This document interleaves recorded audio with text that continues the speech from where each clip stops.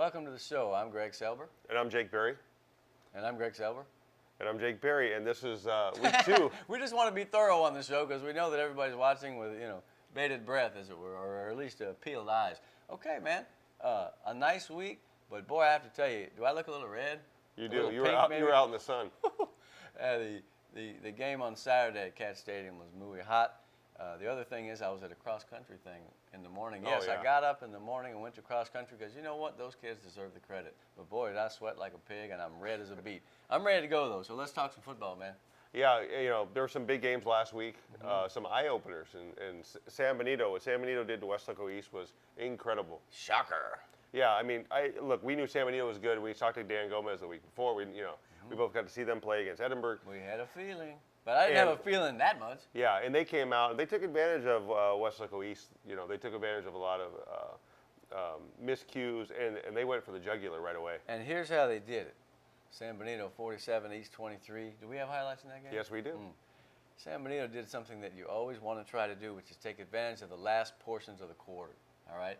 East was up 10-7, man. San Benito scored twice before the half. That Edward Alvarez I'm telling you about, he's also effective on the screen pass. Went 33 yards for a touchdown. Now, San Benito, from what I understand, played with a lot of force, a lot of energy, exactly what they did against the Bobcats, and East never really got a rhythm established, man. And I thought they were going to be a running team, a strictly running team, but they've showed that they can pass the ball, and they look really good passing the ball. Listen, if you got Medrano on your team, then you need to sling it to him, because I'll tell you, San Benito's tough. So East will regroup. We're going to talk about them in a minute. Now, San Benito moves on to play Memorial, McAllen Memorial at the cavernous confines of Memorial Stadium. And Memorial's game was close for the first quarter, 14-14, and then all of a sudden, you were there. Yeah, I was there, and Memorial took advantage again at the end of the second quarter, scored a couple of times. Within 5 minutes, turned a tie ball game. The Jags, kind of me's, were feeling good. They played hard. They gang tackled the kid like there was no tomorrow, man. 3, 4, 5 guys. Little Preciado, number 7 for that team, is a little horse, man. He does not back down from anybody. But they gave it away at the end of the quarter. Great athletes from Memorial. They just made it happen. Now, here's the thing. People tell me, well, Memorial, they don't do anything, but they pitched to the kid, who, by the way, 659 yards from now, he'll be the best that ever was. How many? 659. Wow. That's it. So yeah. 2 games. Well, possibly. We'll see what the Greyhounds have to say about that. That's not a call-out, so this guy's just talking. They don't just pitch the ball to the kid. See, Memorial is multiple. Not only was Sanchez 6 out of 9 for 100 and something yards, but it's not just multiple in whether you run and pass equally. It's how you line up. Okay, so you run the ball 50 times in a game and only pass 10. That's not really multiple in the definition we're used to. But I'm telling you, I watch Memorial. First down, they're in the pro set. Second down, they're in the I. Third down, they're in a one-back. The kid goes in the slot. They're multiple in the ways they make you defend them, and they make you read different keys on every play. Therefore, that is multiple. And they have this total team concept where on one play I saw Trevor come all the way from the backfield to make a play on the outside corner, and it freed up DJ Johnson for the score. He can block too, and he can run. But I'll tell you, he had that 81-yard touchdown run early on, but they bottled him up pretty good after that. And then, of course, he only played a little bit of the third when Memorial broke it open, or it could have been he could have had a lot more yards. I had him at 224. And Sanchez does a great job of pulling out and Doesn't he? getting He's a a horse. block in the Golly. second level. He's Yeah. getting the linebackers or he's getting a safety, and he's freeing up Trevor. And that's the reason I think they're as productive as they are. He even opened up their fullback. So, I think that the team will go as far as Sanchez performs. And I like his desire lately. Like you said, he brings that to the game. He threw the passes. He threw a pretty deep ball to DJ. But boom, boom, boom. Yeah. Hey, when that guy catches the ball, he's dangerous, man. He really is. And he caught a little screen, and there he went, a kid with a block. Yeah, I'm impressed with the team. They figured out Economides after a while. Of course, with that slot T, where are they coming from, right? Yeah. Sam Hinojosa, the big 6'2", 6'3". That other kid in the secondary, Delgado, was grown. There's some big kids on that team. I like Memorial right now, but against San Benito, they better be ready to play. And I think they will be. Yeah, and got to talk to Coach Littleton on Saturday, and he actually was really impressed with San Benito. He thought they were full. They had the full complement. They're playing good defense, good offense. It's going to be a tough game, and if it's not the game of the week for everybody, that's pretty stupid. That's a great game, man. I think Harlingen and McAllen on Thursday is going to be a great game, and let me just get that off my chest. Man, Harlingen, for a while there, I was like, oh, really?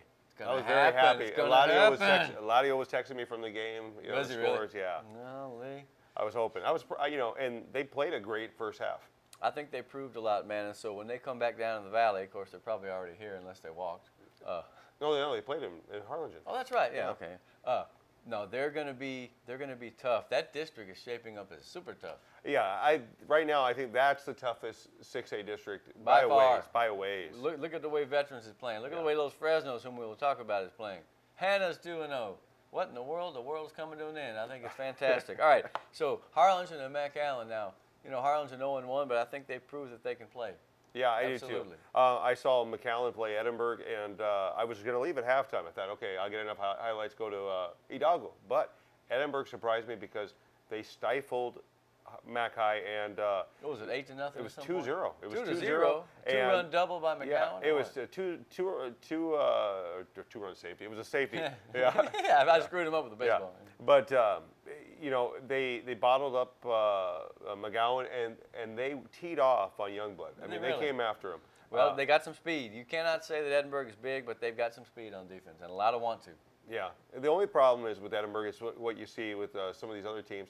They just don't have enough kids to go because they have guys going both ways. They don't have enough to play the full 4 quarters right now. Well, I'll tell you what, the more schools you get, the fewer you get on each team. All right, so McAllen and Harlingen, I feel like this is one of those early definition games. We're going to see what those teams have. I expect it to be a good ball game on Thursday. I'm trying to go and check that out myself, get a bird's eye view of that. Now, we talked about Los Fresnos 2-0, and in the fashion of, I would say, a smashing second week debut, man. They beat Ed Couch to death. I just could not believe it. Yeah, Not because I don't think Los Fresnos is good, but well, you know, Ed Couch's, you know, reputation alone, you know, you have to like them in those games.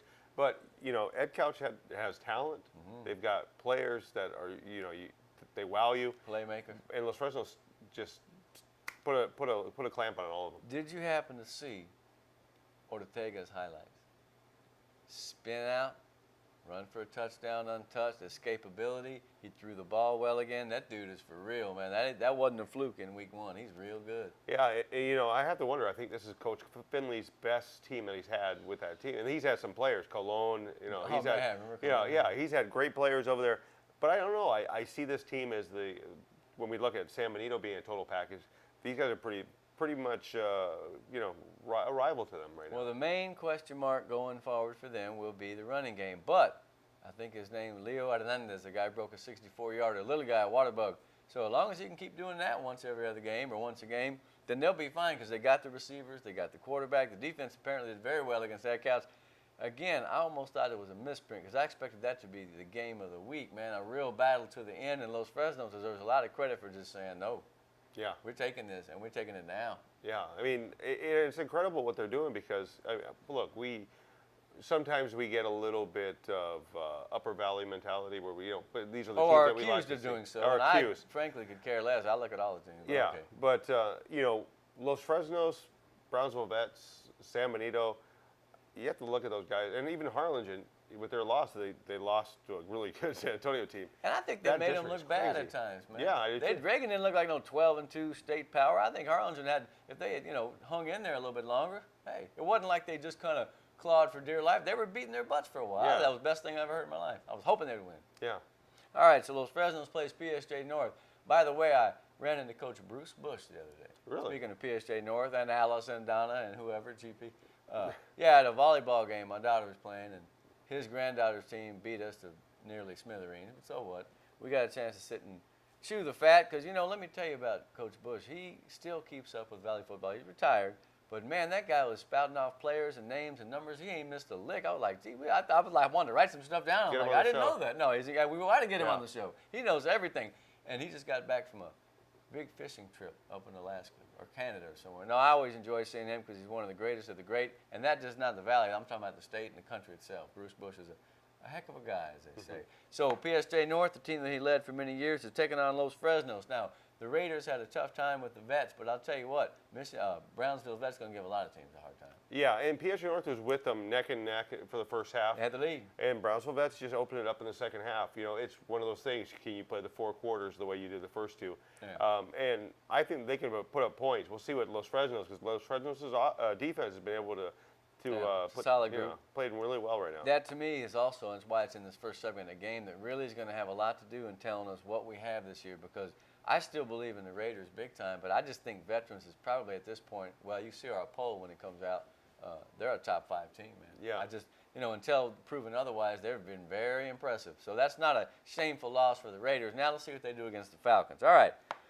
Weslaco and Corpus Christi King, that will be a tussle. 2-2-0 teams. Absolutely. And Weslaco's coming off a very emotional high. I mean, to beat Donna, Fox Southwest was Come there. back in the second half. Yeah, Fox Sports Southwest, that was neat, man. Yeah. I wish I'd have gotten to see it. Did you see all those guys? I didn't, but Neil Beasley, he actually, followed us on Twitter, followed a couple of our articles. So I was like, they very much, big thank you. But All right. but yeah, I mean, Weslaco's gonna be coming off that emotional high. We'll see if they can not let their guard go down, because they're playing a tough King team. And it's a road game from what I Very understand. And much. King is 2-0, and that's a good ball club. So, I don't know, Weslaco, we're behind at the half. Came back and won it. Big play before the half, as you know, and the highlights will show or already have shown. I'm not quite sure what the order of that is. I'm just the hired help. Interception in the end zone. Kid named Ulysses Hernandez made a big play for Weslaco. They've been making big plays this year. If That it's not fumble Nichols, it's him. recovery. Salinas forced the fumble. Nichols goes to, as we like to say, la casa. House. Yeah. And boy, Downer had a chance to go up more, and they Yeah. didn't. And Weslaco came back in the second half. And hey, it's nip and tuck in that type of game. Now Weslaco takes on a team from out of the valley. I consider Corpus to be a foreign country because he's not part of. It's part of South Texas, but it ain't really. So anyway, how do you think they'll fare?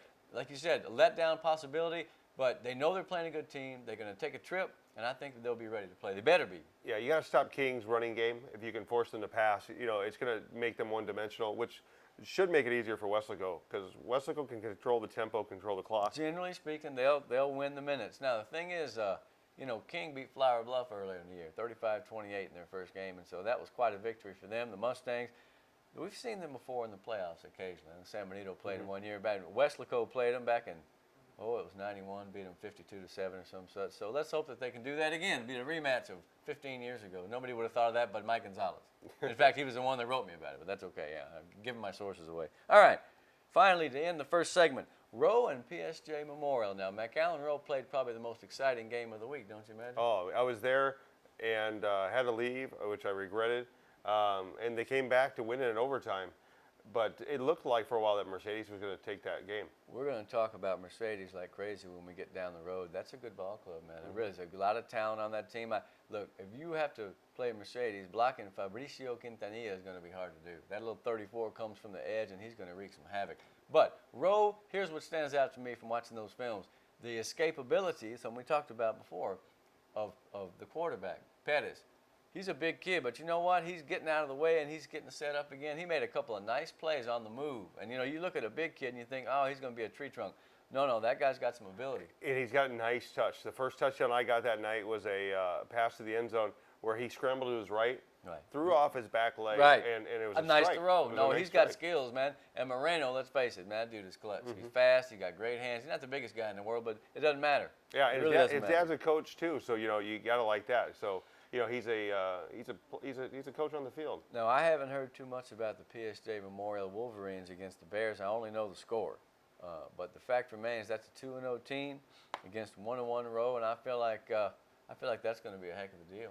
Yeah, and if you're PSJ Memorial, I don't know if a lot of people gave you much, I did. credit, except I for did. Greg Yeah, I picked him. at the beginning of the year, especially with Coach Odibe. His defense is playing really well, and his offense with Gonzalez is more mobile than we thought he was going to be. Yeah. No, and I always kind of believed in Michael. I mean, people say, well, he's not.